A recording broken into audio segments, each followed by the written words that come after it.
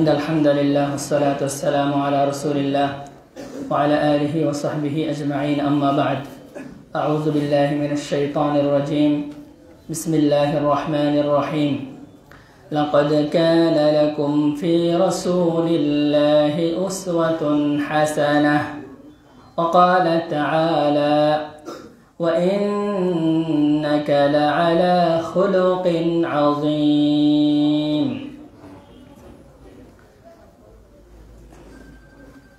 সমস্ত প্রশংসা সে আল্লাহ সুবহানাহু ওয়া তাআলার জন্য যে আল্লাহ সুবহানাহু ওয়া তাআলা আমাদেরকে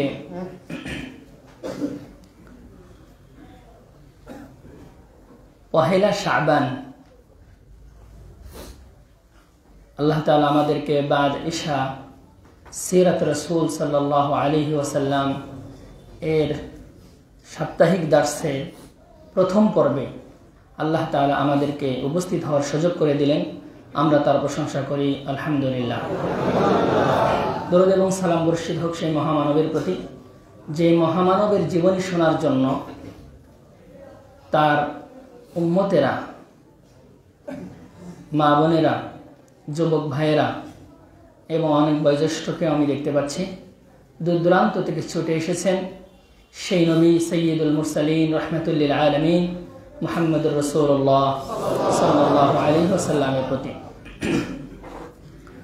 অতঃপর সিরাত রাসূল সাল্লাল্লাহু আলাইহি ওয়াসাল্লামের ধারাবাহিক দার্সের প্রথম পর্বে আমি আপনাদের সকলকে আন্তরিক মোবারকবাদ এবং অভিনন্দন জানাচ্ছি এবং দোয়া করতেছি যারা এই দার্সের আয়োজন করেছেন, যারা এই পৃষ্ঠপোষক বিভিন্নভাবে সাহায্য সহযোগিতা করেছেন, আল্লাহ সুবহানাহু ওয়া তাআলা যেন তাদের এই প্রচেষ্টাকে কবুল করেন, আমিন।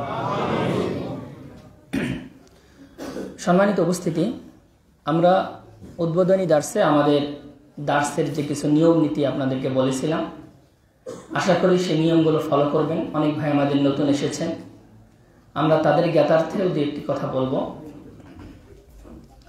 যারা মা বোনেরা এসেছেন, আমাদের প্রজেক্টর আছে, প্রজেক্টরের সাহায্যে আশা করি আপনারা দেখতে পাচ্ছেন। যদি কোনো সমস্যা হয় প্রজেক্টরের মাঝখানে দার্সের মাঝে, তাহলে আপনারা সেদিকে মনোনিবেশ না করে শুধু আওয়াজ শুনবেন। এবং আমাদের কিছু কমতি ঘাটতি আছে, এটা আমরা বিশ্বাস করি। আমরা পর্যায়ক্রমে সেগুলো সংশোধনের চেষ্টা করব ইনশাআল্লাহ। কথা না বাড়িয়ে আমরা সরাসরি দার্স শুরু করছি। সম্মানিত উপস্থিতি, সর্বপ্রথম আমরা জানব সিরাত রাসূল কথাটার অর্থ কি। সিরাতুন এটা আরবি শব্দ। সিরাতুন শব্দের শাব্দিক অর্থ হচ্ছে আস-সুন্নাহ ওয়া তরিকা, তথা নিয়ম এবং নীতি, আদর্শ ইত্যাদি। পরিভাষায় সিরাত বলা হয় জীবন বৃত্তান্ত। কোন ব্যক্তির জন্ম থেকে নিয়ে মৃত্যু পর্যন্ত তার জীবনের সকল ঘটনা আলোচনা করা বা কিতাবে লিপিবদ্ধ করা, এগুলো অধ্যয়ন করা, এটাকে বলা হয় সিরাহ। এই সিরাহ শব্দকে যদি আমরা রাসূলুল্লাহ সাল্লাল্লাহু আলাইহি ওয়াসাল্লামের দিকে সম্বোধন করি যে সিরাতুর রাসূল, এর অর্থ হবে রাসূল সাল্লাল্লাহু আলাইহি ওয়াসাল্লামের জীবন বৃত্তান্ত। মিনাল বিলাদাতি ইলাল ওয়াফাত, জন্ম থেকে মৃত্যু পর্যন্ত। নবী সাল্লাল্লাহু আলাইহি ওয়াসাল্লামের আদর্শ, তার দৌহিক গুণাবলী এবং তার চারিত্রিক গুণাবলী, এবং তিনি যে নবী ছিলেন, নবী হিসাবে তার মাঝে কি কি আলামত ছিল, কি কি চিহ্ন ছিল, যেগুলো দেখে তাকে চেনা যায়, এগুলো নিয়ে অধ্যয়ন করা, আলোচনা করার নামই হচ্ছে সিরাতুর রাসূল সাল্লাল্লাহু আলাইহি ওয়াসাল্লাম। আমরা এমন একজন ব্যক্তি সম্পর্কে আলোচনা করছি যার সম্পর্কে জানা আমাদের জন্য অত্যন্ত জরুরি। আল্লাহ রাব্বুল আলামিন প্রত্যেকটি মানুষকে যখন কোনো ব্যক্তি মৃত্যুবরণ করবে, মৃত্যুবরণের পরে কবরে তাকে যে তিনটি প্রশ্ন করা হবে, তার মধ্যে একটি হচ্ছে মান নাবিয়ুক, তোমার নবী কে? উত্তর হচ্ছে নবী মুহাম্মদুর রাসূলুল্লাহ সাল্লাল্লাহু আলাইহি ওয়াসাল্লাম। অতএব কোনো ব্যক্তি যদি সেই নবী সম্পর্কে না জানে, সেই নবীর নাম, পিতার নাম, মাতার নাম, তার জীবনী বিস্তারিত যদি না জানে এবং সে অনুযায়ী যদি সে তার জীবনকে বাস্তবায়ন না করে, তাহলে কবরে সে এই প্রশ্নের অ্যান্সার দিতে পারবে না। শায়েখ মুহাম্মদ বিন আব্দুল ওয়াহ্হাব রাহিমাহুল্লাহ, অনেকে তার নাম শুনেছেন, তার একটা কিতাব রয়েছে কিতাবুত তাওহীদ, এছাড়া আরো অনেক কিতাব রয়েছে। তিনি একটি কিতাব লিখেছেন, কিতাবের নাম হচ্ছে আল উসুলুস সালাসা, তিনটি মূলনীতি। একজন মুসলিমকে অবশ্যই তিনটি মূলনীতি জানতে হবে। তার মধ্যে একটি তিনি বলেছেন মারিফাতুর রব, একজন মুসলিমাকে তার রব সম্পর্কে জানতে হবে। 1 2 মারিফাতু দ্বীন, একজন ব্যক্তিকে তার দ্বীন সম্পর্কে জানতে হবে। 3 নম্বর মারিফাতুন নবী, তার নবী সম্পর্কে জানতে হবে। এই তিনটিকে তিনি বলেছেন আল উসুলুস সালাসা, তথা তিনটি মূলনীতি যা সম্পর্কে প্রত্যেক মুসলিমকে জানতে হবে। প্রতিটি মুসলিম জানবেন তার রবকে, তিনি জানবেন তার নবীকে, তিনি জানবেন তার দ্বীন কি। এই তিনটি বিষয় সম্পর্কে তাকে এলেম অর্জন করতে হবে, এরই নাম হচ্ছে আল উসুলুস সালাসা। তাই আজকে আমরা সেই নবীর জীবনী জানার জন্য এসেছি। তো আমরা এ পর্যায়ে আমরা জানব, একজন মুসলিম যখন এই সিরাতে রাসূলের দার্সে আসবে অথবা সিরাতে রাসূল এর দার্স শুনবে অথবা কোনো কিতাবাদি পড়বে, সে সময় তার নিয়তটা কি হওয়া দরকার? আমরা কিন্তু এখানে এই দার্সে অংশগ্রহণ এবং কোর্স কমপ্লিট করলে একটা পুরস্কারের ব্যবস্থা রেখেছি। এটা একটা ওসিলা মাত্র, মানে আপনাদেরকে জমায়েত করার একটা ওসিলা, একটা মাধ্যম, আপনাদেরকে উৎসাহিত করার একটা মাধ্যম মাত্র। আসলে কি আমরা ওই নিয়ত নিয়ে এসেছি যে আসলে নিয়তটা কি হতে হবে, এটা একটু ক্লিয়ার হওয়া দরকার। এজন্য দার্সের শুরুতেই আমরা একটু ক্লিয়ার হব যে একজন মুসলিম যখন সিরাতুর রাসূল অধ্যয়ন করবে তখন তার নিয়তটা কি হবে। তো তার আগে আমরা কোরআনের একটি আয়াত জানব, যে আয়াত আলেম ওলামাদের মুখস্থ আছে, তবে জনসাধারণ যারা, তাদের প্রত্যেকের আয়াতটির অর্থ জানতে হবে, কোন সূরার কয় নম্বর আয়াত সেটাও জানতে হবে।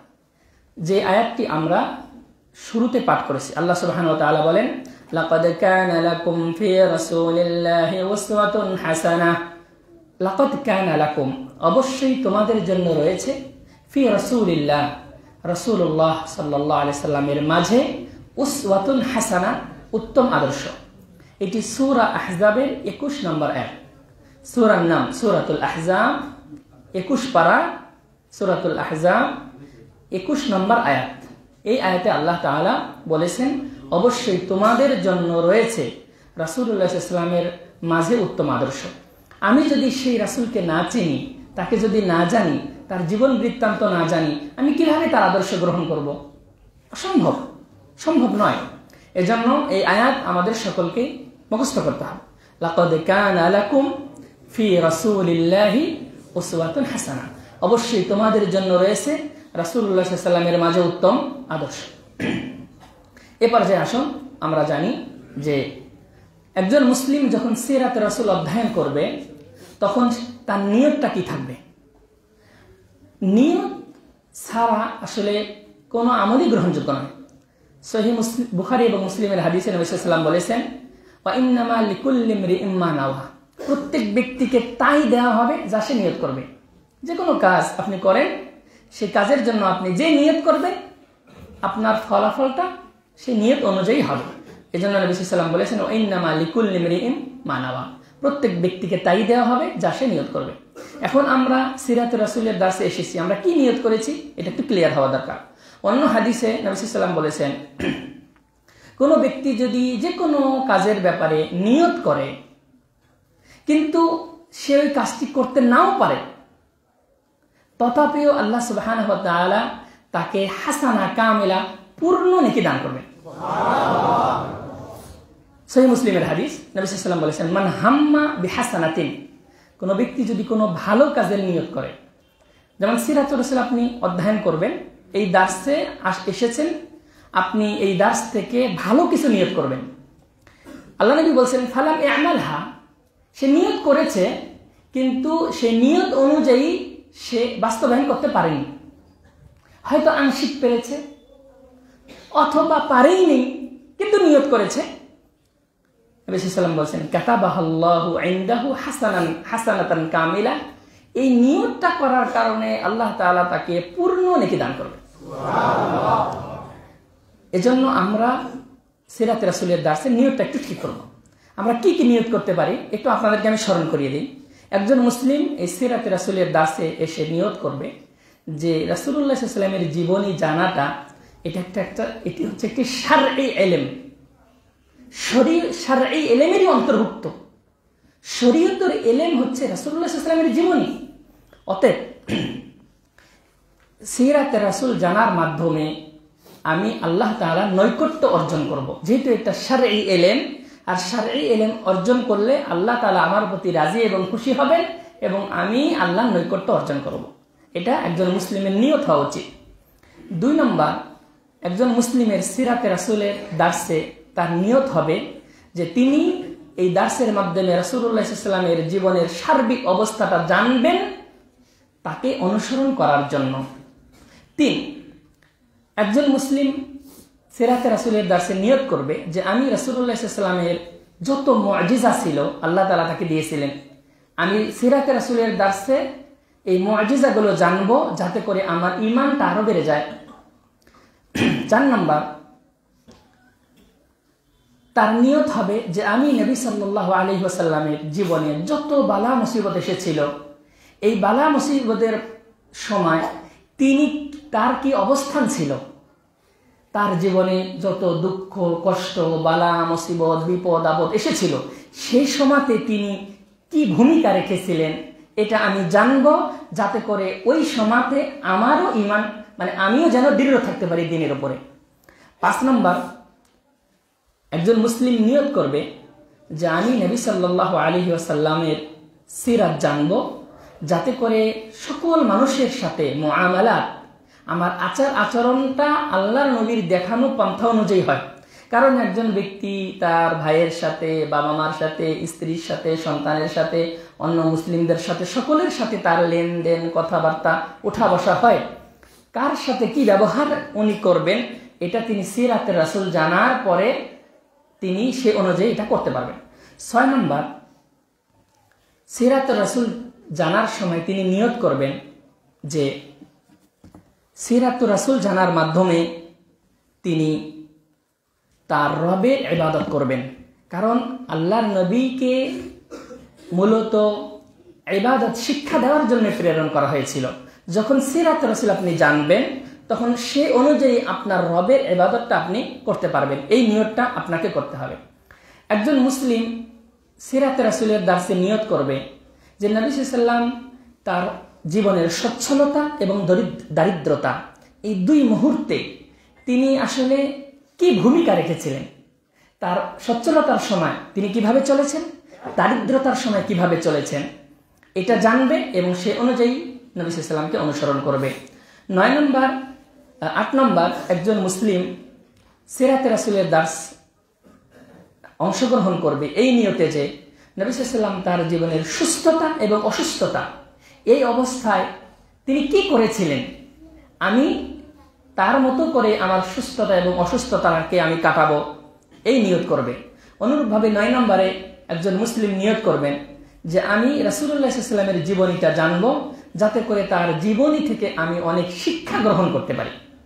10 নম্বর এবং সর্বশেষ, একজন ব্যক্তি, একজন মুসলিম সিরাতে রাসূল জানবেন এই নিয়ত করে যে আমি যদি সিরাতুর রাসূলকে ভালোভাবে আয়ত্ত করতে পারি, দপ্ত করতে পারি, তাহলে আমি এর মাধ্যমে রাসূলুল্লাহ সাল্লাল্লাহু আলাইহি ওয়াসাল্লামের জীবনী নিয়ে যারা নানান ধরনের সংশয় তুলে, যারা রাসূলুল্লাহ সাল্লাল্লাহু আলাইহি ওয়াসাল্লামের জীবনের বিভিন্ন ঘটনাকে নিয়ে আপত্তি করে, নবী সাল্লাল্লাহু আলাইহি ওয়াসাল্লামের জীবনের বিভিন্ন বিষয় নিয়ে তারা ট্রোল করে এবং সেটা নিয়ে তারা আপত্তি তোলে, আমি নবী সাল্লাল্লাহু আলাইহি ওয়াসাল্লামের জীবনী জানার মাধ্যমে আমি তাদের জবাব দেব।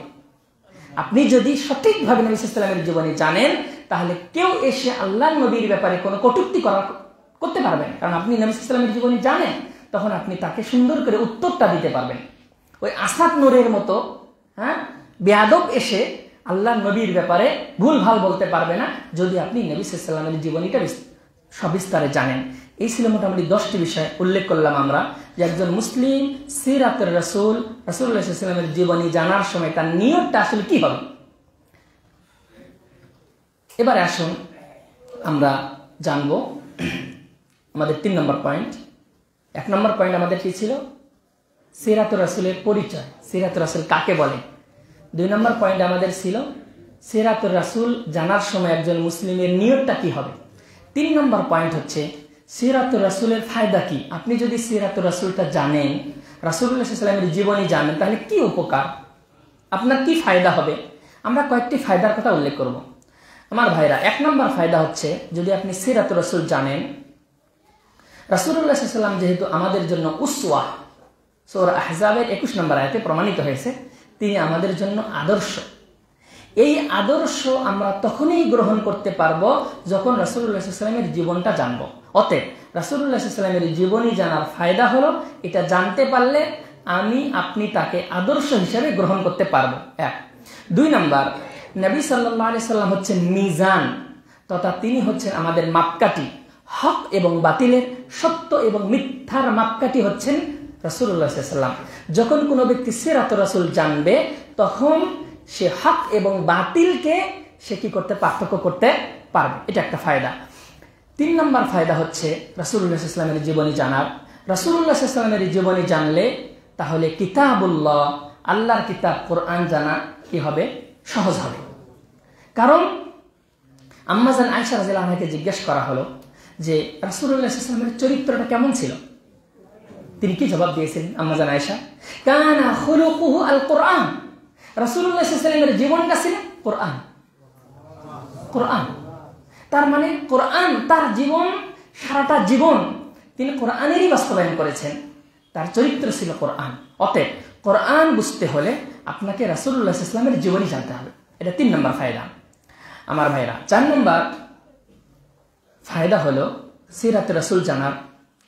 আপনি যত বেশি রাসূলুল্লাহ সাল্লাল্লাহু আলাইহি ওয়াসাল্লামের জীবনী জানবেন, তার প্রতি মহাব্বতটা তত বেশি বেড়ে যাবে। কারণ তিনি এমন একজন ব্যক্তি, আপনারা জানেন, আপনি যে কোনো ব্যক্তি সম্পর্কে দূর থেকে কিন্তু তাকে মনে হবে অনেক ভালো। আপনি যতই তার কাছে যাবেন, আস্তে আস্তে তার বিভিন্ন দোষ ত্রুটি আপনার কাছে প্রকাশিত হবে। একদিন আপনি তার থেকে দূরে সরে যাবেন, মনে করবেন যে আমি তো মনে করেছিলাম ভালো, কিন্তু এর মাঝে তো অনেক সমস্যা দেখতেছি। কিন্তু একজন ব্যক্তি মুহাম্মদুর রাসূলুল্লাহ, আপনি এনার সম্পর্কে যত বেশি জানবেন, তত বেশি তার প্রতি ভালোবাসা জন্মে। সাহাবায়ে কেরাম, এমনকি কাফেররাও, আল্লাহর যারা দুশমন ছিল, রাসূলের দুশমন ছিল, তারা পর্যন্ত ওরা দূর থেকে প্ল্যান করেছে আমি মুহাম্মদকে হত্যা করব। কাছে আসার পরে সে আর হত্যা তো করতে পারেনি, বরং মুহাম্মদের উম্মত হয়ে গেছে। এই জন্য আমাদের 4 নম্বর ফায়দা হলো রাসূলুল্লাহ সাল্লাল্লাহু আলাইহি ওয়াসাল্লামের জীবনী যত বেশি জানবেন, যত বেশি পড়বেন, যত বেশি অধ্যয়ন করবেন, নবী সাল্লাল্লাহু আলাইহি ওয়াসাল্লামের প্রতি ভালোবাসা তত বেড়ে যাবে। এজন্য সবচাইতে বেশি নবী সাল্লাল্লাহু আলাইহি ওয়াসাল্লামকে যারা ভালোবেসেছিলেন ভাইরা, তারা কারা বলেন তো? সাহাবায়ে কেরাম। কেন? কেন? কারণ তারা কাছে থেকে ওই ব্যক্তিটাকে দেখেছিলেন, তার চরিত্র, তার আদর্শ, তার চেহারা, সুরত। যারা তাকে পাগল বলতো, এই পাগলটাকে দেখার জন্য এসে সেই তার ভালোবাসায় পাগল হয়ে যেত। অনেকে বলতো পাগল, এই মাজনুন। মক্কায় একটা মাজনুনের, একটা পাগলের আবির্ভাব হয়েছে। ওই পাগলকে দেখার জন্য এসে তার প্রেমে সেই পাগল হয়ে যেত।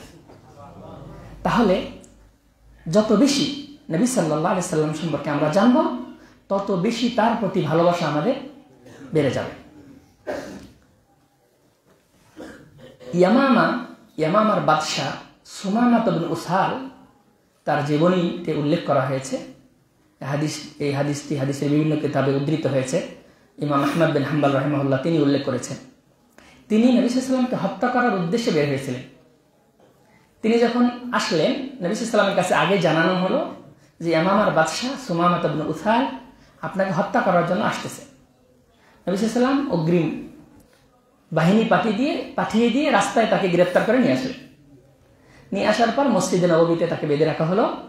মসজিদে নববীতে তাকে রাখা হলো। সাহাবায়ে কেরামকে বললেন যে এর প্রতি খেয়াল রাখো, এর জন্য কোনো সমস্যা না হয়, একে সর্বোচ্চ খেদমত দাও। সাহাবায়ে কেরাম তাই করলেন। নবী সাল্লাল্লাহু আলাইহি ওয়াসাল্লাম প্রতিদিন তার সাথে একবার করে সাক্ষাৎ করতেন। এভাবে ওই লোকটি 1 দিন 2 দিন 3 দিন বা তার চেয়ে কম বেশি থাকার পরে, যেই লোককে হত্যা করার জন্য এত দূর থেকে উনি এসেছিলেন, তার এত ব্যবহার, এত সুন্দর আচার আচরণ দেখে তিনি বলতেছেন, ইয়া মুহাম্মদ ওয়াল্লাহি মা কানা আলা ওয়াজহিল আরদি আবগাদা ইলাইয়া মিন ওয়াজহিক। আল্লাহর কসম, এই পৃথিবীর বুকে তোমার চেহারার চেয়ে নিকৃষ্ট চেহারা আমার কাছে আর কোনো কিছুই ছিল না। তোমার চেহারার চেয়ে নিকৃষ্ট চেহারা আমার কাছে আর কোনো চেহারা ছিল না। মানে পৃথিবীর সবচেয়ে নিকৃষ্ট চেহারা ছিল তোমার চেহারা। কিন্তু তোমার কাছে আসার পর, তোমাকে দেখার পর, তোমার পাশে থাকার পর, তোমার চরিত্রকে জানার পর বর্তমান আমার অবস্থা হচ্ছে ফাকাত আসবাহা ওয়াজহুকা আহাব্বাল ওয়ুজুহি কুল্লিহা ইলাই। এই পৃথিবীতে সবচেয়ে প্রিয় চেহারা আমার কাছে তোমার চেহারা।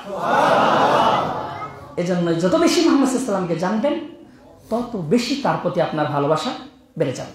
5 নম্বর, সিরাতুর রাসূল জানার ফায়দা হলো, উপকারিতা হলো যে এটি হচ্ছে ঈমান বৃদ্ধির একটি মাধ্যম। আপনার ঈমান বেড়ে যাবে, ঈমান মজবুত হবে সিরাতুর রাসূল জানার মাধ্যমে। এই জন্য কিন্তু সাহাবায়ে কেরাম নিজের জীবনকে বিসর্জন দিয়েছিলেন, দিন থেকে সরে যাননি। আজকে ভাইয়েরা সামান্য কিছু অর্থের বিনিময়ে খ্রিস্টান মিশনারিদের ষড়যন্ত্রে পড়ে আমাদের মুসলিম ভাই বোনেরা খ্রিস্টান হয়ে যাচ্ছে। আপনারা জানেন খ্রিস্টান মিশনারি গোটা বাংলাদেশে যেভাবে তারা কাজ চালাচ্ছে, তাদের একমাত্র হাতিয়ার হচ্ছে অর্থ। এই অর্থের কাছে মুসলিমরা আজ বিক্রি হয়ে গিয়েছে। তারা মুহাম্মাদের ধর্মকে বাদ দিয়ে, মুহাম্মদকে বাদ দিয়ে তারা ঈসাকে এখন নবী হিসেবে গ্রহণ করতেছে। অথচ সেই ঈসা মুহাম্মাদের উম্মত হয়ে পৃথিবীতে আগমন করবে।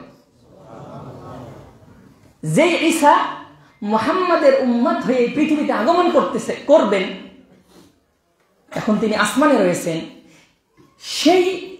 সেই মুহাম্মদকে ছেড়ে ওই ঈসাকে ধরেছে। তাহলে যদি এই ব্যক্তিরা মুহাম্মদকে চিনত, মুহাম্মদকে জানতো, সিরাতুর রাসূল জানতো, তাহলে জীবন চলে যেত, কিন্তু তারা ইসলাম বর্জন করত না। ঈমান তাদের কমে গেছে, কারণ কি? তারা সিরাতুল জানে না, সিরাতুর রাসূল তারা জানে না। 6 নম্বর, সিরাতুর রাসূল জানার ফায়দা হলো সিরাতুর রাসূল জানার মাধ্যমে দিন বোঝা সহজ হয়। দিন, শরিয়া, ইসলাম, এই ইসলাম বোঝা সহজ হবে যখন আপনি সিরাতুর রাসূল জানবেন।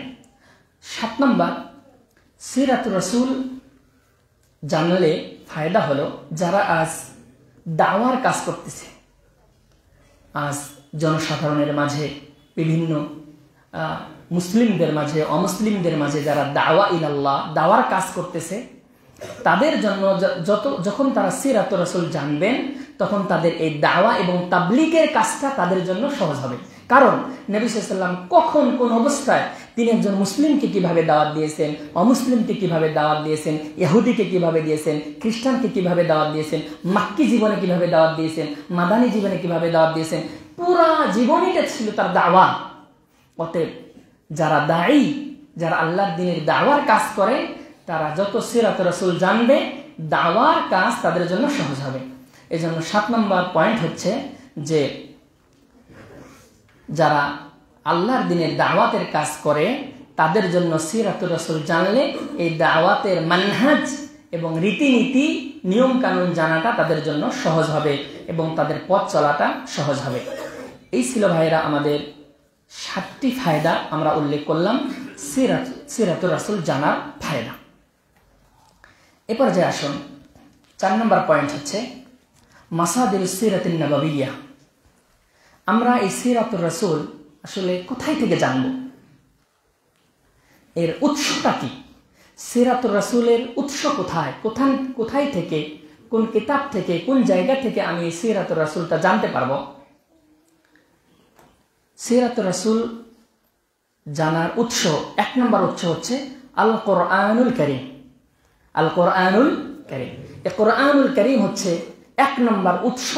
কোরআনুল কারীমের মাধ্যমে আমরা রাসূলুল্লাহ সাল্লাল্লাহু আলাইহি ওয়াসাল্লামের জীবনী জানতে পারবো। কারণ এই কোরআন ভাইয়েরা কার উপরে নাজিল হয়েছিল? মুহাম্মদ সাল্লাল্লাহু আলাইহি ওয়াসাল্লামের উপরে। অতএব এখানে নবী সাল্লাল্লাহু আলাইহি ওয়াসাল্লামের জীবনী আলোচনা করা হয়েছে। এজন্য আপনি পাবেন কোরআনের বিভিন্ন জায়গায় নবী সাল্লাল্লাহু আলাইহি ওয়াসাল্লামের জীবনের শুরু থেকে নিয়ে নবুয়ত পাওয়া থেকে নিয়ে মৃত্যু পর্যন্ত বিভিন্ন জায়গায় এভাবে আলোচনা করা হয়েছে। যেমন আল্লাহ তাআলা কোরআনে বলেছেন, আলাম ইয়াজিদকা ইয়াতীমান ফাআওয়া, হে নবী আমি কি আপনাকে ইয়াতীম পাইনি? ফাআওয়া, অথবা আমি আপনাকে আশ্রয় দিয়েছি। ওয়াজাদাকা দাল্লান ফাহাদা, তিনি কি আপনাকে পাননি? দাল্লান, দিশেহারা, ফাহাদা, অথবা আপনাকে পথের দিশা দিয়েছেন তিনি। এইভাবে পবিত্র কোরআনে আল্লাহ তাআলা তার নবীর জীবনের বিভিন্ন বিষয় উল্লেখ করেছেন। আল্লাহ তাআলা আরো বলেন, ওয়া ইন্নাকা লাআলা খুলুকিন আযীম, হে নবী নিশ্চয় আপনি রয়েছেন উত্তম চরিত্রের উপরে। সূরা কলামের 4 নম্বর আয়াত। উলামায়ে কিরাম কোরআন থেকে কেবল রাসূলুল্লাহ সাল্লাল্লাহু আলাইহি ওয়াসাল্লামের জীবনী প্রমাণ করার চেষ্টা করেছেন। যেমন আপনি কোরআনে যদি পড়েন দেখবেন নবী সাল্লাল্লাহু আলাইহি ওয়াসাল্লামের মাক্কি জীবন, তার হিজরত, বদর যুদ্ধ, উহুদ, তারপরে হুনাইনের যুদ্ধ, হুদাইবিয়া, মক্কা বিজয়, তারপরে নবী সাল্লাল্লাহু আলাইহি ওয়াসাল্লামের মুজিজা, নবী সাল্লাল্লাহু আলাইহি ওয়াসাল্লামের মেরাজ, ইসরা, এই সব কিছু কিন্তু কোরআনে বর্ণনা করা হয়েছে। এটাই তো নবী সাল্লাল্লাহু আলাইহি ওয়াসাল্লামের জীবনী। এক্ষেত্রে উস্তাদ মুহাম্মদ ইজ্জাহ একজন আলেম সমসাময়িক, তিনি একটি কিতাব লিখেছেন 2 খণ্ডে, সিরাতুর রাসূল সূরাতুন মুক্তাবাসাতুন মিনাল কোরআনুল কারীম, তথা কোরআনুল কারীমের আলোকে রাসূলুল্লাহ সাল্লাল্লাহু আলাইহি ওয়াসাল্লামের জীবনী। কোরআনুল কারীমের আলোকে রাসূলুল্লাহ সাল্লাল্লাহু আলাইহি ওয়াসাল্লামের জীবনী 2 খণ্ডে তিনি লিখেছেন। লেখকের নাম মুহাম্মদ ইজ্জাহ। মুহাম্মদ ইজ্জাহ 2 খণ্ডে কোরআন থেকে কেবল নবী সাল্লাল্লাহু আলাইহি ওয়াসাল্লামের জীবনী তিনি লিখেছেন। 2 নম্বর, সিরাতুর রাসূল, রাসূলুল্লাহ সাল্লাল্লাহু আলাইহি ওয়াসাল্লামের জীবনী আমরা কোথায় থেকে জানতে পারবো, উৎসটা কি? 2 নম্বর হচ্ছে আল হাদিসুন নববী শরীফ, হাদিস। বুখারী, মুসলিম, তিরমিজি, আবু দাউদ, নাসাই, ইবনে মাজাহ, মুওয়াত্তা মালিক, মুসনাদ আহমদ থেকে শুরু করে নিয়ে যত হাদিসের কিতাব আপনি পাবেন, এই হাদিসের কিতাবগুলোতে কার জীবনী আলোচনা করা হয়েছে? নবী সাল্লাল্লাহু আলাইহি ওয়াসাল্লামের জীবনী। তিনি কখন কি করেছেন বিস্তারিত আলোচনা করা হয়েছে, বিস্তারিত। এই জন্যই কিন্তু জি, দয়া করে মোবাইলগুলো আপনারা সাইলেন্ট করেন, অনেকে হয়তো ভুলে গেছেন, যাতে মনোনিবেশ অন্যদের ডিস্টার্ব না হয়, দয়া করে ফোন সাইলেন্ট করে ফেলুন। 2 নম্বর উৎস কি বললাম? হাদিস, হাদিস শরীফ। সমস্ত হাদিসের কিতাবগুলো নবী সাল্লাল্লাহু আলাইহি ওয়াসাল্লামের জীবনীর উৎস, সেখান থেকে আমরা নবী সাল্লাল্লাহু আলাইহি ওয়াসাল্লামের জীবনী জানতে পারবো। 3 নম্বর কুতুবুদ দালাইল, দালাইলের কিতাবসমূহ। দালাইল দ্বারা উদ্দেশ্য নবী সাল্লাল্লাহু আলাইহি ওয়াসাল্লাম তিনি যে একজন নবী বা রাসূল ছিলেন সেটার প্রমাণ, তিনি যে একজন নবী এবং রাসূল ছিলেন সেটার দলিল, এর বহুবচন দালাইল। সেই দালাইলের কিতাব যুগে যুগে উলামায়ে কিরাম লিখেছেন। যেমন দালাইলুন নবুওয়া, আবু নুআইম আল আসবাহানি রাহিমাহুল্লাহ, তিনি দালাইলুন নবুওয়া কিতাব লিখেছেন, আবু নুআইম আল আসবাহানি। অনুরূপভাবে দালাইলুন নবুওয়া লিখেছেন ইমাম বাইহাকি রাহিমাহুল্লাহ, তিনি লিখেছেন দালাইলুন নবুওয়া, সেখানে তিনি নবী সাল্লাল্লাহু আলাইহি ওয়াসাল্লামের জীবনী উল্লেখ করেছেন। অনুরূপভাবে ইমাম সুয়ুতি রাহিমাহুল্লাহ, তারও একটা কিতাব রয়েছে আল খাসাইসুল কুবরা, আল খাসাইসুল কুবরা লি সুয়ুতি। ইমাম সুয়ুতি তিনিও নবী সাল্লাল্লাহু আলাইহি ওয়াসাল্লামের জীবনীর উপরে কিতাব লিখেছেন। এই 3 নম্বর উৎস হচ্ছে এই দালাইলের কিতাবগুলো। উলামায়ে কিরাম নবী সাল্লাল্লাহু আলাইহি ওয়াসাল্লামের জীবনীর উপরে তার নবুয়ত এবং রিসালাতের দলিল স্বরূপ যে ঘটনাগুলো, এগুলো তারা এক জায়গায় জমা করে কিতাব লিখেছেন, নাম দিয়েছেন দালাইলুন নবুওয়া। 4 নম্বর, নবী সাল্লাল্লাহু আলাইহি ওয়াসাল্লামের জীবনী জানার উৎস হচ্ছে কুতুবুস শামাইল, শামাইলের কিতাবসমূহ। শামাইল আপনারা হয়তো নাম শুনে থাকবেন, শামাইলে তিরমিজি। ইমাম তিরমিজির লেখা একটা কিতাব আছে শামাইলে তিরমিজি।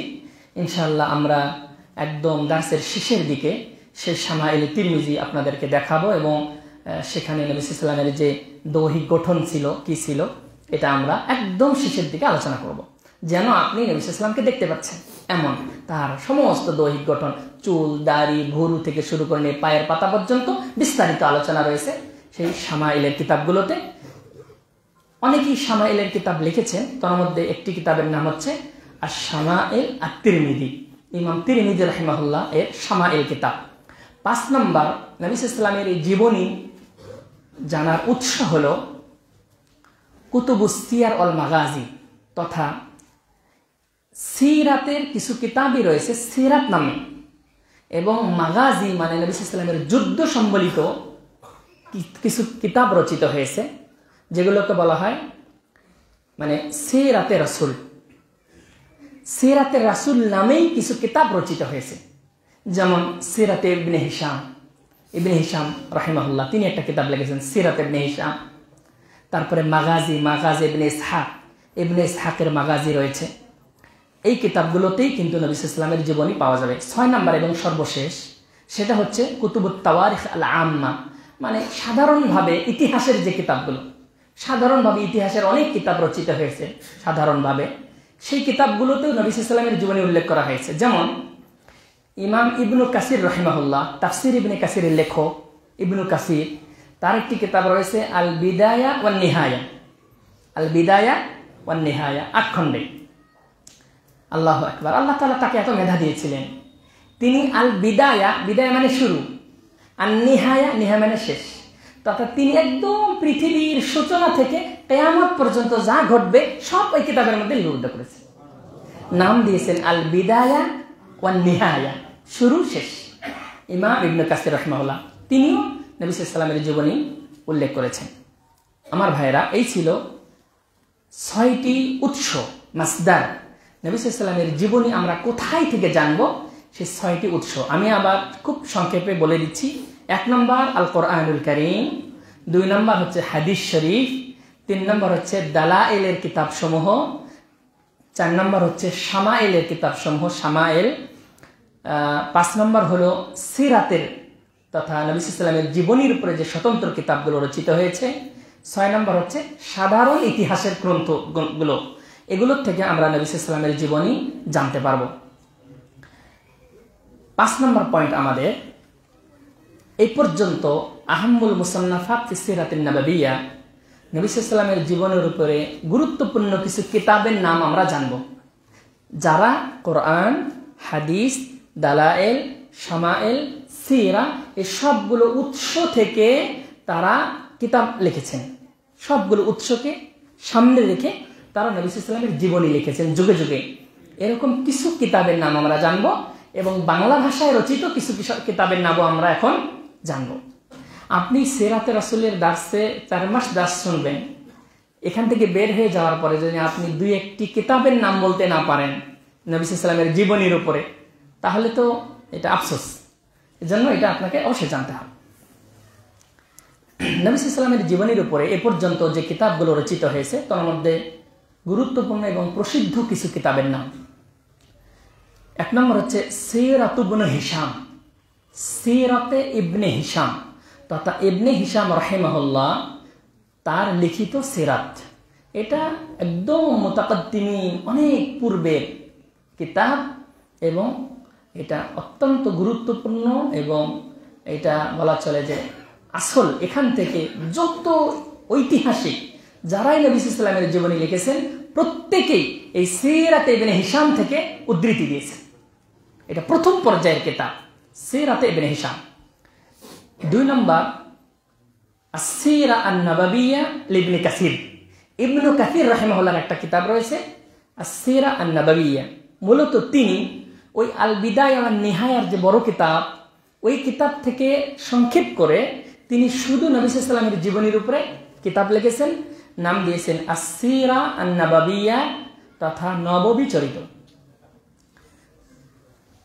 3 নম্বর, যারা সমসাময়িকদের মধ্যে, ইনারা আগের যে 2টি বললাম এগুলো আগের, সমসাময়িকদের মধ্যে যারা কিতাব লিখেছেন তার মধ্যে একটি হচ্ছে আস-সিরা আন-নাবাবিয়্যা আস-সহিহা, নবী সাল্লাল্লাহু আলাইহি ওয়াসাল্লামের সহিহ জীবনী, বিশুদ্ধ জীবনী, তথা নবী সাল্লাল্লাহু আলাইহি ওয়াসাল্লামের জীবনীর উপরে এই পর্যন্ত অনেক কিতাব রচিত হয়েছে, অনেকেই অনেক মিথ্যা কিসসা কাহিনী রচনা করেছে। আমরা কিন্তু আমাদের আলোচনার ফাঁকে ফাঁকে কিছু মিথ্যা কিচ্ছা কাহিনীও যে আছে নবী সাল্লাল্লাহু আলাইহি ওয়াসাল্লামের নামে, এগুলো আমরা বলবো ইনশাআল্লাহ আপনাদেরকে।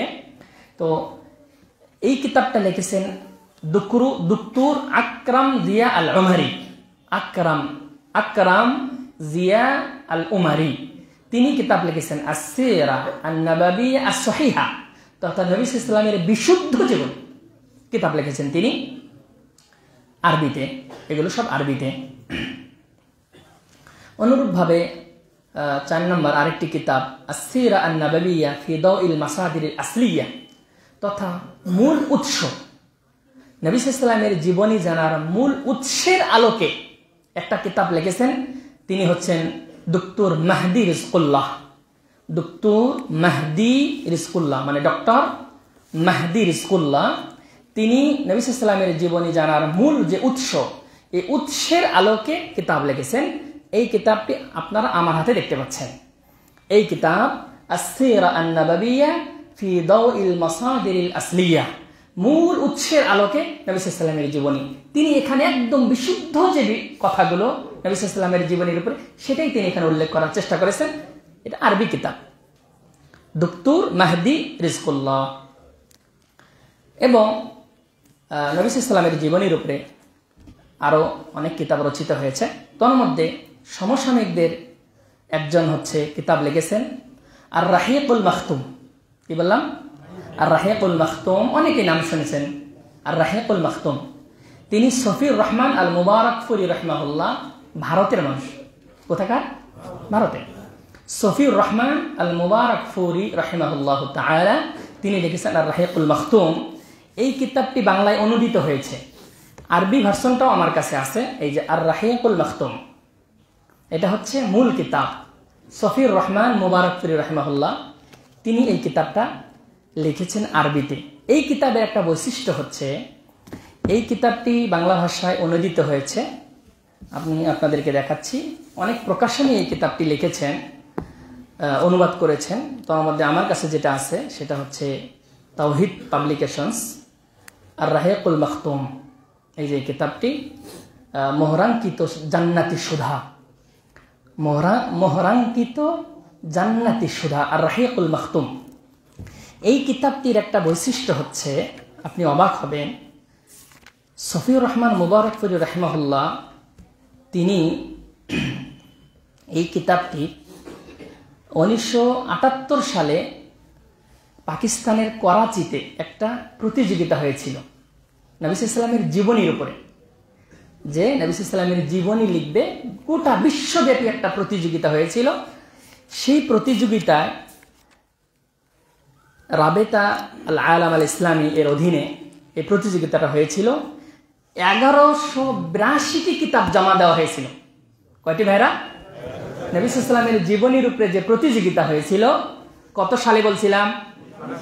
1978 পাকিস্তানের করাচিতে। তো সেখানে 1182টি কিতাব জমা দেওয়া হয়েছিল গোটা বিশ্ব থেকে। সেই কিতাবের মধ্যে প্রথমেই তারা সিলেক্ট করেছিলেন 183টি কিতাব, বাকিগুলো বাতিল। 183টি কিতাব চয়ন করেছেন।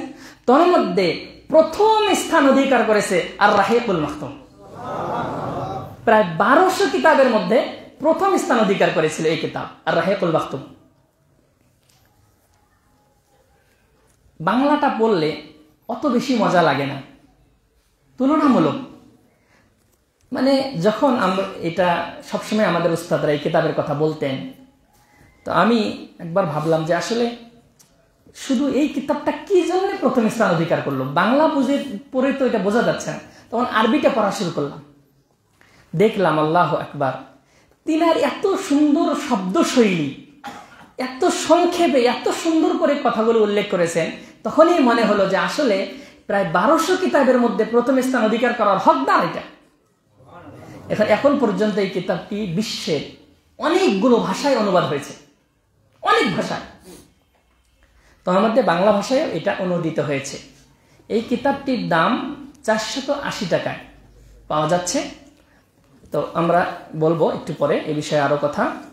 তো এটা হচ্ছে কিতাব। এই ছিল এ পর্যন্ত আমি আপনাদেরকে যেগুলো বললাম, এগুলো ছিল আরবি, নবী সাল্লাল্লাহু আলাইহি ওয়াসাল্লামের জীবনের উপরে আরবি কিছু কিতাবের নাম আপনাদেরকে বললাম। আরো অনেক কিতাব রয়েছে, যেমন আস-সিরা আন-নাবাবিয়্যা কামা জাআত ফিল আহাদিসিস সাহিহা, এটা মুহাম্মদ সুয়ানি লিখেছেন। অনুরূপভাবে কুনুজ মিনাস সিরাতিন নাবাবিয়্যা, অনুরূপভাবে ফিকহুস সিরা, অনেক কিতাব রচিত হয়েছে।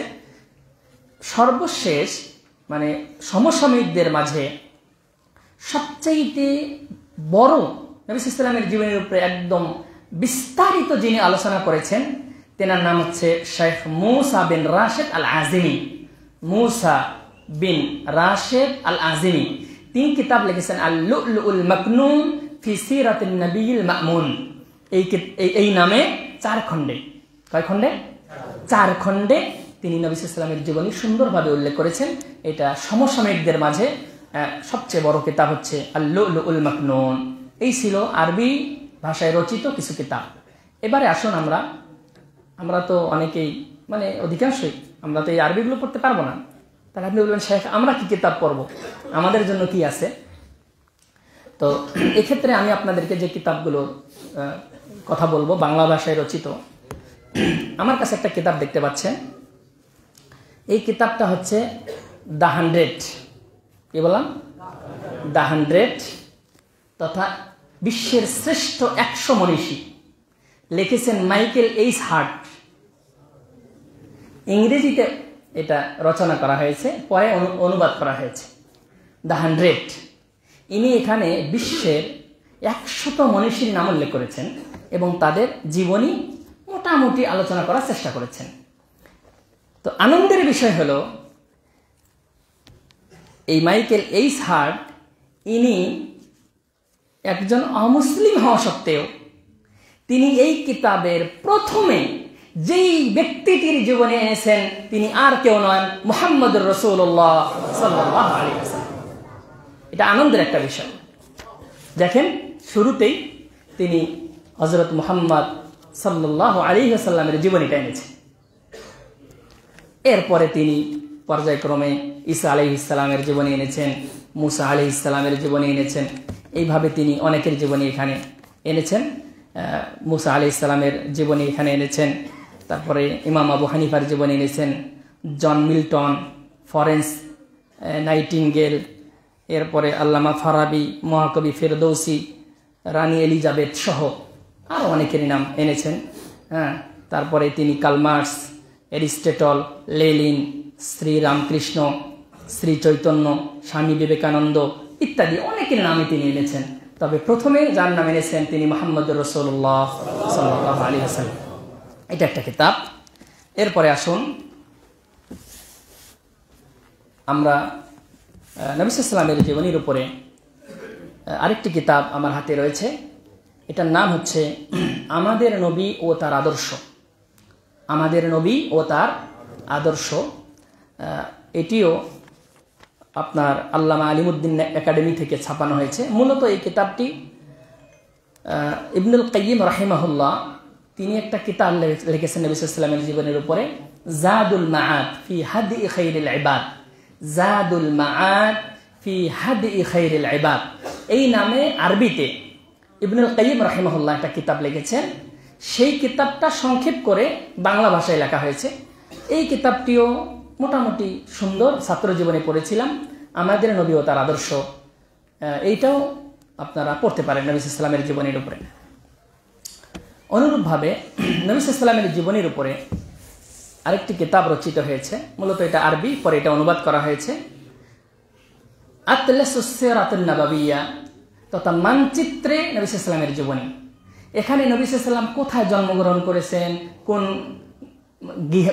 হীরা গুহায় গিয়ে তিনি নবুয়ত পেলেন, হিজরত করলেন, মক্কায় গেলেন, মদিনায় গেলেন, এই যে তার জীবনের সাথে বিভিন্ন যে আপনার হচ্ছে মানচিত্রগুলো রয়েছে, বিভিন্ন স্থানের যে ইয়াগুলো রয়েছে, এগুলোর প্রত্যেকটার পিকচার দিয়ে দিয়ে দিয়ে দিয়ে এগুলো আলোচনা করা হয়েছে, যাতে করে মানুষের বুঝতে সুবিধা হয়। এই কিতাবটি নাম হচ্ছে মানচিত্রে সিরা সাল্লাল্লাহু আলাইহি ওয়াসাল্লাম।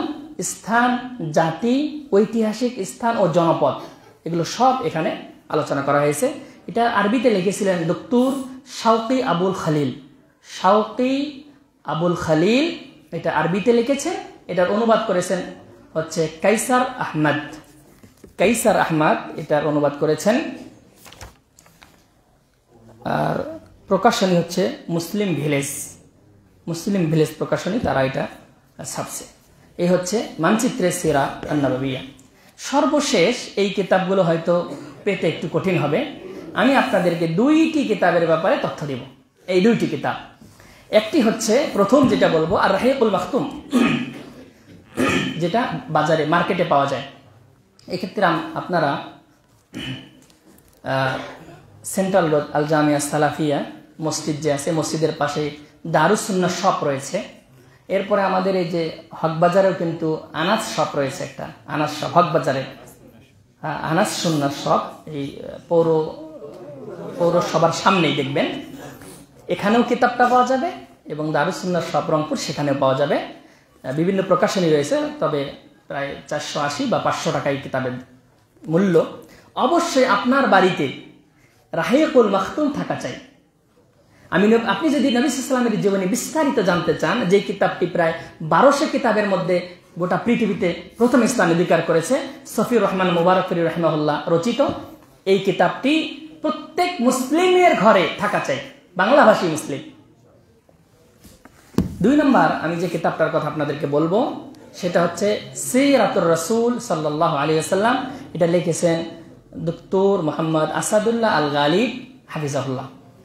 ইনি লেখনীর জগতে একজন বাংলাভাষীদের মধ্যে একজন শ্রেষ্ঠ একজন লেখক বলে আমরা মনে করি। আল্লাহ তাআলা তাকে হায়াতে তাইয়্যিবা দান করুন।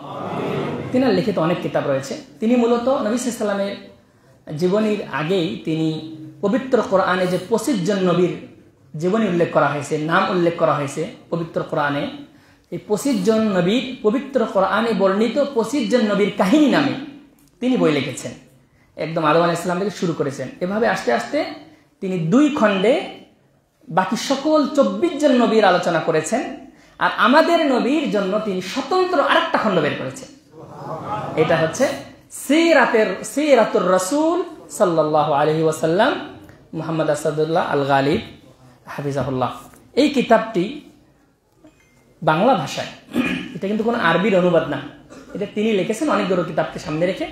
মাশাআল্লাহ এই কিতাবটি অনেক সুন্দর। এই কিতাবটিও প্রায় 800 টাকা মূল্য। এই কিতাবের দামও একটু বেশি, প্রায় 800 টাকার মতো এই কিতাবের মূল্য। এই কিতাবটিও একজন মুসলিমের ঘরে থাকা চাই যিনি নবী সাল্লাল্লাহু আলাইহি ওয়াসাল্লামের জীবনী জানতে চান। হয়তো এটা নতুবা এটা, যেটা আপনাদের, আর যদি দুটোই থাকে আলহামদুলিল্লাহ। এই ছিল আমাদের সিরাতুর রাসূল সাল্লাল্লাহু আলাইহি ওয়াসাল্লামের উপরে কিছু গ্রন্থের নাম আমরা বললাম। তবে আরেকটু সহজ করে দিই আপনাদের জন্য। আমি আমার দার্সে আসলে কোনো নির্দিষ্ট একটি কিতাবের উপরে নির্ভর করে আমি দার্স দিব না। আমি এই যত কিতাব আরও এগুলো সবগুলোকে সামনে রেখে আমি দার্স দিব। তবে এই 2টি কিতাব যদি কারো কাছে থাকে তার জন্য পরীক্ষাটা সহজ হবে। একটু সহজ করে দিলাম আপনাদের জন্য, কারণ পরীক্ষা তো আমাদের আছেই কোর্স শেষে। আপনি যা লিখবেন, পাশাপাশি যদি এই 2টি যদি কাছে থাকে, আশা করা যায় যে তার জন্য পরীক্ষাটা সহজ হবে ইনশাআল্লাহ। আপনি উমরায় যাবেন, উমরার টিকিট নেবেন, এরপর নগদ 50,000 টাকা এমনি কিন্তু পাওয়া যাবে না ভাইয়ারা, একটু মেহনত করতে হবে। কি বলেন? ইনশাআল্লাহ আমরা মেহনত করবো ইনশাআল্লাহ। এই ছিল আমাদের মোটামুটি আজকের সিরাতুর রাসূল সাল্লাল্লাহু আলাইহি ওয়াসাল্লামের প্রথম দার্সের কিছু বিষয়। চলবে আর কিছুক্ষণ? কতটা আমরা শুরু করছিলাম? এই লাইভ চলছে, কতক্ষণ হয়েছে সময়? আচ্ছা ঠিক আছে। হ্যাঁ মানে জি,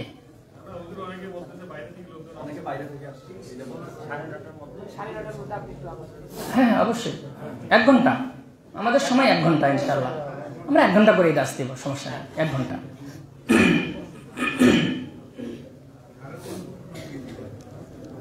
জি, এতক্ষণ পর্যন্ত আমরা সিরাতুর রাসূলের ভূমিকাতেই ছিলাম, কিন্তু মূল আলোচনা কিন্তু যাইনি।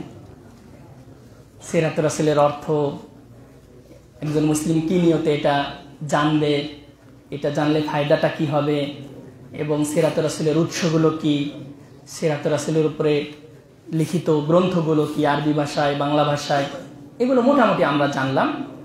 এ পর্যায়ে আমরা ইনশাআল্লাহ আলোচনায় শুরু করতে পারি, মানে মূল আলোচনার দিকে আমরা যেতে পারি। আসুন আমরা নবী সাল্লাল্লাহু আলাইহি ওয়াসাল্লামের জীবনীটাকে প্রথমত আমরা 2 ভাগে ভাগ করব। একটি হচ্ছে নবী সাল্লাল্লাহু আলাইহি ওয়াসাল্লামের মাক্কি জীবন, আর একটি হচ্ছে নবী সাল্লাল্লাহু আলাইহি ওয়াসাল্লামের মাদানী জীবন। তারও আগে আমরা নবী সাল্লাল্লাহু আলাইহি ওয়াসাল্লামের জীবনীটাকে আবার দুই ভাগে ভাগ করব। একটি হচ্ছে নবী সাল্লাল্লাহু আলাইহি ওয়াসাল্লামের নবুয়ত পূর্ববর্তী জীবন, আর একটি হচ্ছে নবুয়ত পরবর্তী জীবন। নবী সাল্লাল্লাহু আলাইহি ওয়াসাল্লাম মোট 63 বছর বেঁচে ছিলেন। 63 বছরের মধ্যে তার নবুয়ত পূর্ববর্তী জীবন ছিল 40 বছর। এই 40 বছর এটা একটা জীবনী। নবী সাল্লাল্লাহু আলাইহি ওয়াসাল্লামের নবুয়ত পূর্ববর্তী জীবন 40 বছর। এরপর দ্বিতীয় যে ভাগ সেটা হচ্ছে নবুয়ত পরবর্তী জীবন। এই নবুয়ত পরবর্তী জীবনটা ছিল 23 বছর। নবুয়ত পরবর্তী জীবনকে আবার আমরা দুই ভাগে ভাগ করব। একটি হচ্ছে নবুয়ত পরবর্তী মাক্কি জীবন, নবুয়ত পরবর্তী মাদানী জীবন।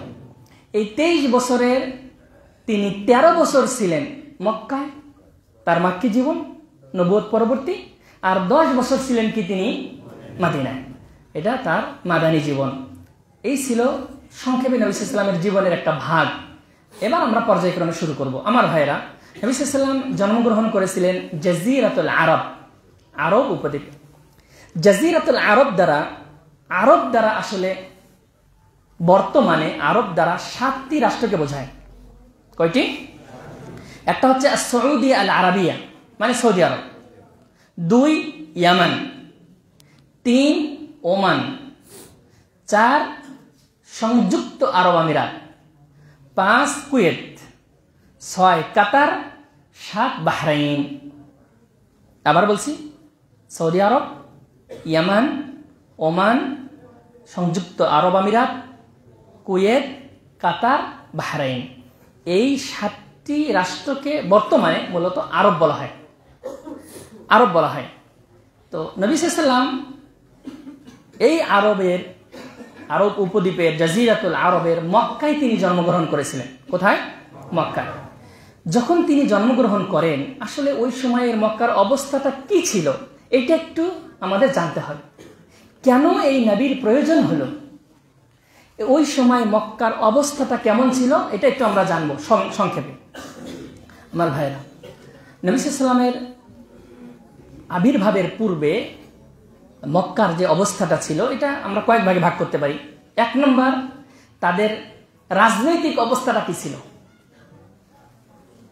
আরবের রাজনৈতিক অবস্থাটা সে সময় তাদের ওই ধরনের নির্দিষ্ট কোনো রাষ্ট্র বা ওরকম কেন্দ্রীয় কোনো ক্ষমতা ছিল না।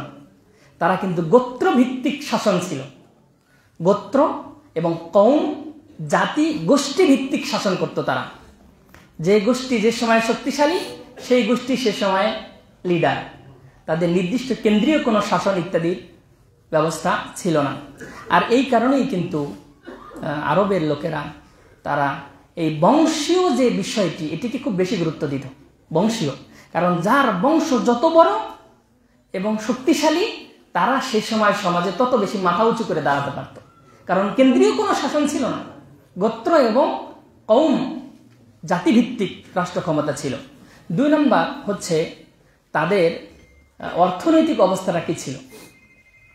আরবের তৎকালীন অর্থনৈতিক অবস্থা বলতে সে সময় তাদের অর্থের মূল উৎস ছিল ব্যবসা, বিজনেস। তারা কিন্তু ব্যবসা করতেন এবং সে সময়ের বিজনেসের কেন্দ্রবিন্দু ছিল হচ্ছে মক্কা, এবং তারা ব্যবসা করতেন। পাশাপাশি কিছু লোক চাষাবাদ করতেন এবং কিছু লোক তারা হচ্ছে তারা লালন পালন করতেন, বিভিন্ন পশু লালন পালন করতেন। পাশাপাশি তাদের অর্থনৈতিক যে অবস্থাটা ছিল সে সময় প্রচুর পরিমাণে সুদের সরাসরি ছিল এবং চক্রবৃদ্ধি হারে তারা সুদ খেতেন। চক্রবৃদ্ধি কেমন? মনে করেন আপনি কারো কাছ থেকে 10,000 টাকা নিলেন, নেওয়ার পরে এই 10,000 টাকার 1 বছরে যে সুদ হবে আপনি দিতে পারলেন না, বছর শেষে ওইটা মূলধন হয়ে মনে করেন 15,000 হলো। এবার ওই 15,000-এর উপরে আবার সুদ শুরু। আবার 1 বছর পরে আপনি দিতে পারেন না, ওই টাকা 20,000 হয়েছে, এখন ওই 20,000 মূলধন হয়ে ওটা আবার বৃদ্ধি শুরু। এর নাম হচ্ছে চক্রবৃদ্ধি। এই চক্রবৃদ্ধি হারে কি হতো? সুদ,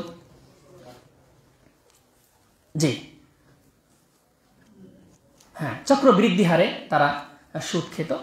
এবং সে সময়ও কিন্তু যারা ধনী তারা আরো বেশি সম্পদশালী হতো সম্পদশালীরা, আর যারা গরিব তাদের অবস্থা আরো দিন দিন খারাপের দিকে যেত।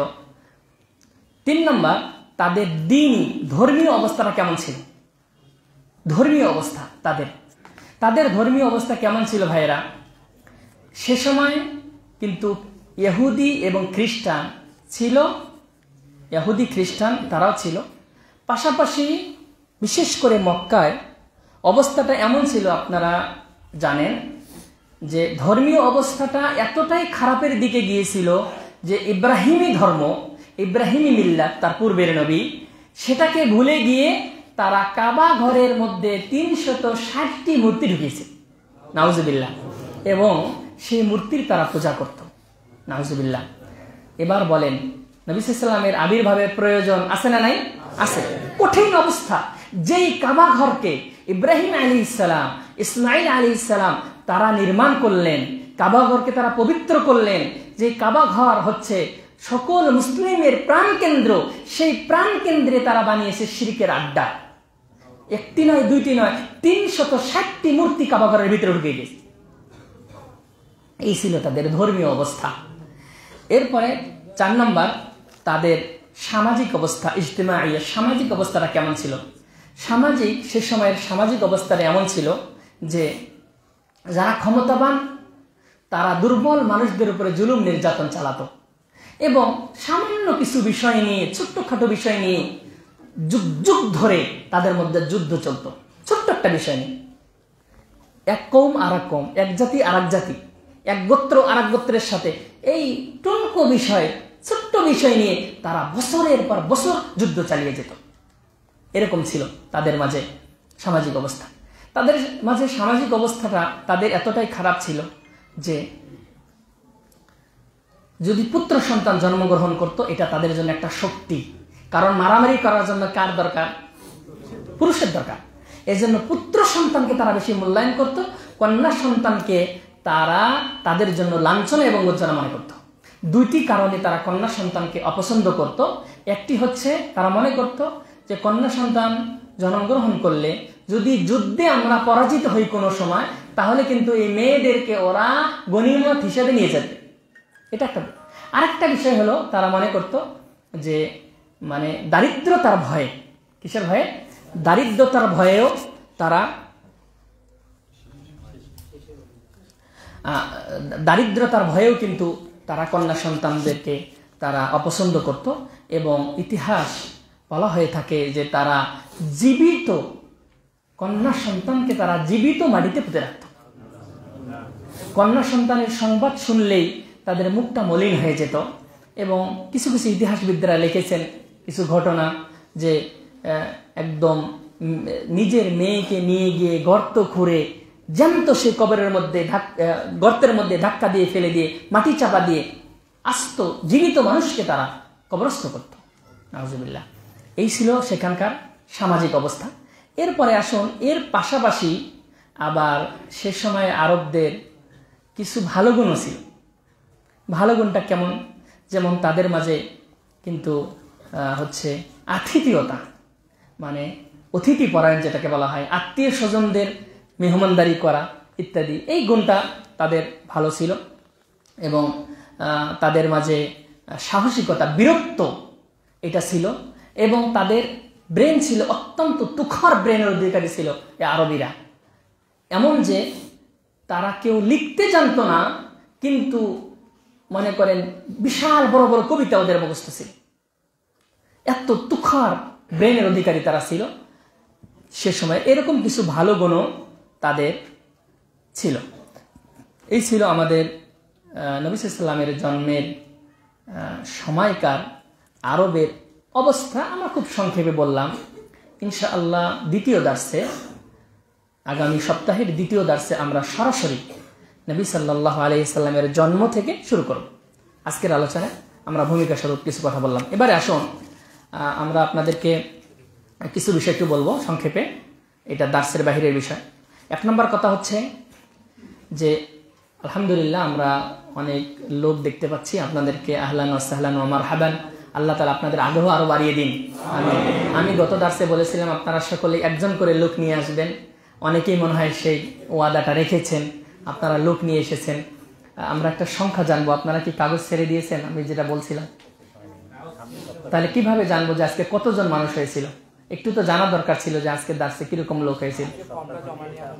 যে শুধু কাগজটা ছেড়ে দিলেও মনে হয় সবাই নিজেদের নামটা লিখে দিতে পারতো, আমি বলছিলাম। তাহলে আমরা অন্তত একটু অনুমান করতে পারতাম যে আজকে আমাদের লোক সংখ্যা কেমন হয়েছিল। জি জি, আচ্ছা, হ্যাঁ জি, এটা একটা বিষয়। তো 1 নম্বর কথা হচ্ছে যে আপনাদের পক্ষ থেকে এবং মা বোনদের পক্ষ থেকে কোনো ধরনের যদি পরামর্শ থাকে আপনারা আমাদেরকে দিবেন, এই দার্স কেন্দ্রিক, যে হয়তো এটা এইভাবে না হয় এইভাবে হলে ভালো হয় ইত্যাদি। এবং আমাদের যদি কোনো কমতি ঘাটতি ত্রুটি থাকে আপনারা আমাদেরকে লিখিতভাবে জানাবেন। এটা 1 নম্বর কথা। দ্বিতীয় বিষয় হলো, আগামী দার্সে বিশেষ কারণে আগামী 2টা দার্স আমরা শুক্রবারে নিতে পারবো না। এটা আমি দুঃখিত আপনাদের কাছে। আমার একটা বিশেষ কারণে, আমি কুষ্টিয়া ইউনিভার্সিটিতে আমি পরীক্ষার্থী, আমার মাস্টার্স পরীক্ষা, ফাইনাল পরীক্ষা। তো যার কারণে আমি শুক্রবারে দার্সটা নিতে পারবো না। আগামী এবং তার পরের সপ্তাহের দার্স শনিবারে হবে ইনশাআল্লাহ। শনিবারে সেম টাইমে, শনিবারে সেম টাইমে হবে। 3 নম্বর বিষয় হলো, যারা ফর্ম নিয়েছেন দয়া করে ফর্মগুলো জমা দিয়ে যাবেন। যারা এখনো পাননি তারা ফর্ম নেবেন। ফর্মের সাথে অবশ্যই আপনাদের এনআইডি কার্ডের ফটোকপিটা দয়া করে আমাদেরকে দিবেন। 4 নম্বর বিষয় হলো, মহিলাদের যে প্রজেক্টরের আমরা ব্যবস্থা করেছি, মহিলাদের পক্ষ থেকে কোনো ধরনের পরামর্শ ইত্যাদি থাকলে আপনারাও আমাদেরকে জানাবেন। এরপর আরেকটা বিষয় হচ্ছে, যারা স্বেচ্ছাসেবক ভাইরা রয়েছেন তাদেরকে আমি বলবো যে আপনারা বিশেষ করে আমাদের যে ভাইরাস এখানে মোটরসাইকেল সাইকেল নিয়ে আসছে, একটু সেগুলোর দিকে খুব ভালো করে খেয়াল রাখবেন, বাহিরে অ্যালার্ট থাকবেন, কোনো ধরনের যেন ক্ষয়ক্ষতি না হয়। এরপর ক্যামেরাম্যান যে ভাইরা তাদেরকে বলবো যে আপনারা এই দার্সগুলোকে সংরক্ষণ করবেন, লাইভ নয়, লাইভ হয়তো একটা চলবে, বাকিগুলো আপনারা বাকি ক্যামেরাগুলো দার্সটাকে সংরক্ষণ করবেন, করে আমাদের যে ইউটিউব চ্যানেল আছে এই চ্যানেলে আপলোড করবেন, যাতে করে এটা পার্ট আকারে দার্স এটা আমাদের ইউটিউব চ্যানেলে থাকে। আমাদের ইউটিউব চ্যানেলের নাম হচ্ছে মুআজ বিন জামাল মাদানী ইউটিউব চ্যানেল।